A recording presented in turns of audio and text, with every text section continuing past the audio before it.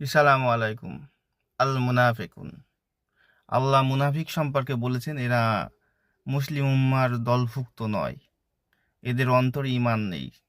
মুনাফিকের চারটে লক্ষণ: কথায় কথায় মিথ্যা বলে, অঙ্গীকার করলে ভঙ্গ করে, কথায় কথায় গালি দেয় এবং আমানতের খেয়ানত করে। মোটামুটি চারটে গুণ, আরও গুণ আছে টুকটাক। তো মুসলিম উম্মার মধ্যে আমি দেখতে পাই না এই যে চারটে গুণ আমাদের মধ্যে নেই। ম্যাক্সিমাম লোকের মধ্যে আছে, 95% লোকের মধ্যে। আমরা আদৌ কি মুসলিম উম্মার মধ্যে পড়ি?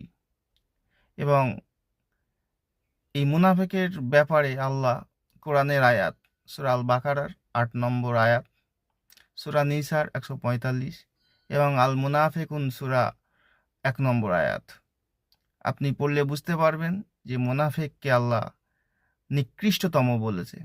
তো এই মুনাফিকের গুণ নিয়ে আমরা চলে ফিরে বেড়াচ্ছি আর নিজেকে দাবি করছি আমরা মুসলিম। আমরা কেন এত মার খাচ্ছি, কেন এত আমরা দুর্ভোগের শিকার হচ্ছি? জি, কারণ কারণটা আল্লাহ বলে দিয়েছে। হয়তো আপনি কোরআন পড়েন না বা জানেন না, তাই আপনার মনে বাসা বেঁধেছে সন্দেহ যে কেন আমরা এমন মার খাচ্ছি, কেন আমাদের হায় এরম দুর্ভোগ। আমাদের দুর্ভোগ হওয়ার মেন কারণ আমরা মুনাফিক, আমরা মুসলিম অন্তর্ভুক্ত নয়।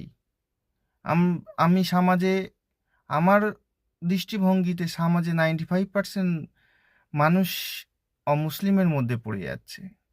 মুনাফিকরা তো মুসলিমের কথা বলেনি, মুনাফিকদের বলেনি তো এরা মুসলিমদের অন্তর্ভুক্ত।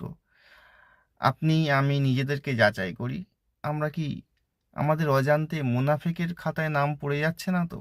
আমরা মুনাফিকের মধ্যে অন্তর্ভুক্ত হচ্ছি না তো? আমাদের জন্য প্রস্তুত করা আছে অবশ্যই, যখন কিয়ামত হবে তারপরে আমাদের জন্য প্রস্তুত করা আছে মহা দুর্ভোগ। আমরা এখন নিজের গায়ের জোরে, রক্তের জোরে নানান রকম ভাবে চলে ফিরে বেড়াচ্ছি, মানুষকে মানুষ বলে ভাবছি না। একদিন আসবে যেদিন আপনার আর পালানোর ক্ষমতা থাকবে না, আপনাকে পাকড়াও করবে সেই রব, রব্বুল আলামিন, রব্বুন আল্লাহ। সেই রব আমাদেরকে পাকড়াও করবে। যে আমরা খেয়াল করি, আমরা যাতে মোনাফেকের খাতায় না পড়ি, আর অন্যকে কাফের ফতোয়া না দিই, অন্যকে মুশরিক ফতোয়া না দিই, অন্যকে মুনাফিক না ফতোয়া দিই, আগে নিজের বিচার করি। আপনিও জানেন, আমিও জানি আমি নিজে কি, আপনি নিজে কি। অতএব সতর্ক হই। জি, ধন্যবাদ। সবাই ভালো থাকবেন, সুস্থ থাকবেন।